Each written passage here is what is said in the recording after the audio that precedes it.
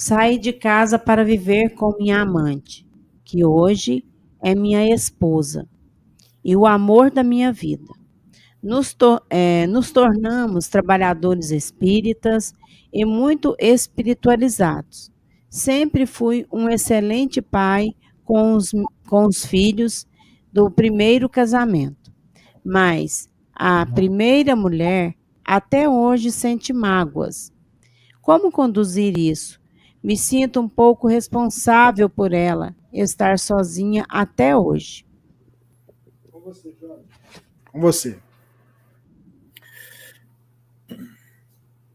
A literatura espírita, ela nos recomenda que a gente, quando estiver num relacionamento e não estiver satisfeito, que a gente faça 2 movimentos. Primeiro sai e depois encontra outra pessoa. Porque quando a gente primeiro encontra para depois sair, isso pode deixar sequelas. Então, a literatura, existem livros que nos apontam isso, que a gente primeiro se desembarace do compromisso número 1, para depois assumir o compromisso número 2, a fim de evitar determinadas dificuldades que se tenha. Faz 20 anos que você saiu, e você, de certa maneira, construiu uma família e hoje vive em harmonia com a pessoa que você elegeu para ser a sua companheira da existência. Nada determina, em doutrina espírita, que o primeiro casamento é o programado e que o segundo é fruto do livre-arbítrio. Às vezes o primeiro foi o equívoco. O primeiro foi o casamento que não estava programado. E o programado é o segundo. Então, de repente, a sua segunda esposa seria realmente aquela que você deveria ter. Se você fala de tantas harmonias e tal, é um indicativo de que talvez até fosse ela. Ou a primeira fosse, mas havia uma segunda pessoa que também estava em condições de ser uma grande parceira. Resultado: a gente pode, de maneira bastante razoável, observar o fenômeno da nossa vida afetiva e interpretar da seguinte forma: o ideal é não sair já tendo alguém, porque aí você deixa o outro ferido. E quando a gente promove essa saída assim, você pode acionar mecanismos espirituais no parceiro que fica e os seus próprios inimigos. Os nossos inimigos encontram nela, a primeira esposa, o elemento ideal para me perturbar na minha harmonia. Então, eles vão lá e perturbam. 20 anos depois, a pessoa continua ainda vinculada a uma primeira história. E, às vezes, as pessoas não se casam novamente exatamente para estabelecer um processo de culpa. E, puxa, ela está sozinha até hoje, ela não encontrou ninguém, olha só. E aí é uma forma de, entre aspas, estabelecer um processo até de vingança, quando você não reconstrói sua vida. É claro que a pessoa pode não ter outra pessoa e tocar a vida sem remorso, sem culpa, sem ficar com mágoa, com ódio, perseguindo a pessoa. Então, pronto, eu fiz a vida. Mas quando eu fico 20, 30 anos e eu não permito que o outro seja feliz, é uma estratégia de vingança, ficar sozinho para ter um instrumento de responsabilização do outro pela minha dor. Mas não é isso que você quer saber. Você quer saber o que fazer nessas circunstâncias. O que é que se faz? A primeira coisa a fazer é conversar com a sua atual esposa. Conversar com ela, dizer, olha, a gente vive muito bem, nossa situação é uma situação tranquila, mas há uma pendência lá atrás que está me dificultando muito, porque fulana me incomoda. Às vezes a esposa até sabe. E aí, de repente, se existir via de diálogo, procurar a primeira esposa pessoalmente para conversar com ela, dizer, mas por que você faz isso? Se não existe via de diálogo, encontrar alguém de sua confiança para fazer isso. Numa conversa com ela, dizer, não faça isso com você.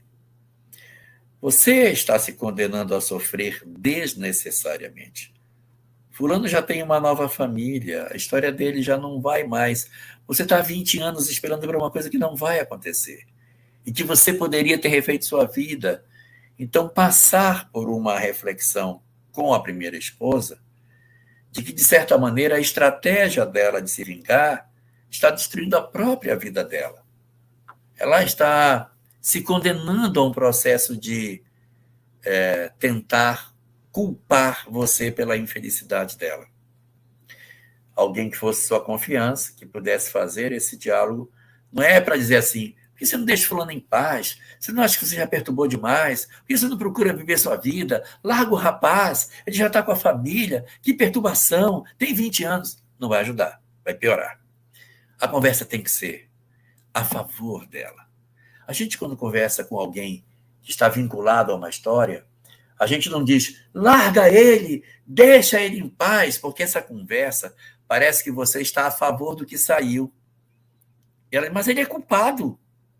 Ele me deixou, ele é o culpado. Então a gente nunca conversa dizendo isso.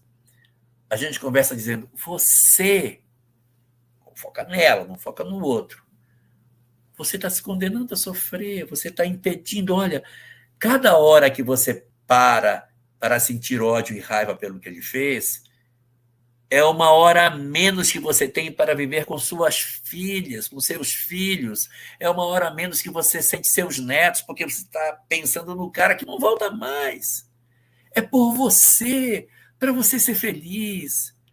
Você está ficando uma pessoa amargurada. Não faz bem para você. Então, transferir a conversa para o universo dela e isolar você para trás.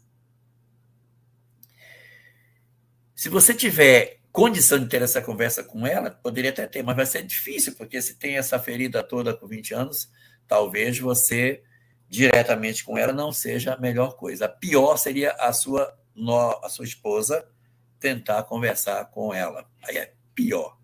O ideal seria uma pessoa que fosse de sua confiança, que ela acreditasse, que ela aceitasse como uma espécie de conselheiro, para ter essa conversa com ela, sempre focado nela.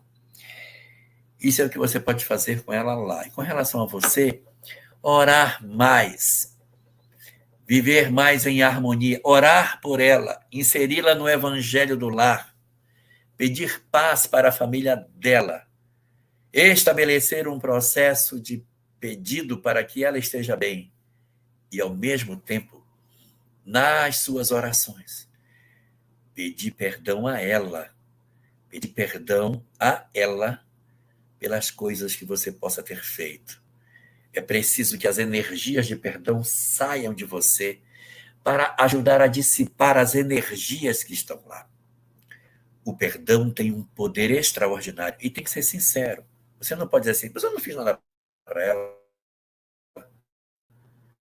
Ela que me perturbava, eu saía até... Não. No universo dela, você é culpado. Então, ora pedindo perdão, não é direto para ela, em casa. Fulana, eu te peço perdão por aquilo que eu possa te ter feito. Me perdoa pelo que eu fiz, para que isso ajude a quebrar as vinculações espirituais, orar pelas entidades que estejam próximas dela, orar de verdade por ela.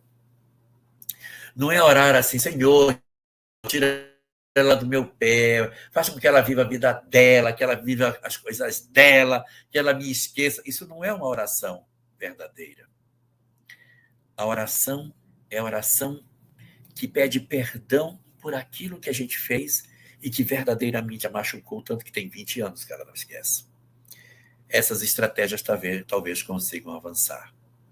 E, dentro do que for possível, celebre a vida com a pessoa que você tem.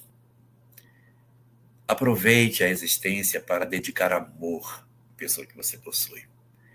E transfira toda a confiança que você puder para sua esposa, porque pode ser que ela, de certa forma, ainda precise ter a certeza absoluta de que ela reina de maneira única dentro do seu coração. Muito bem, Jorge, vamos seguindo com o Pinga Fogo. Quer tomar água, alguma coisa? Tá tranquilo? Será que o Jorge está congelado daí, Jorge? Ah, voltou. Não, tá não, eu estou vendo vocês bem. Olha, a Gilda Morassuti colocou aqui que talvez ela esteja esperando um pedido de perdão pessoalmente. Para que a gente Pode consiga ser. fazer esse perdão pessoalmente, tem que estar bem, sabe? E o outro tem que estar bem. Isso pode ser uma fase lá na frente, quando ela se desarmar, quando ela estiver melhor, a gente procurar para pedir perdão pessoalmente, porque a gente precisa estar muito tranquilo para poder fazer uma coisa desse tipo. Pedir perdão de quem nos odeia no campo afetivo é complicado, porque a pessoa às vezes sente que a gente está debochando dela.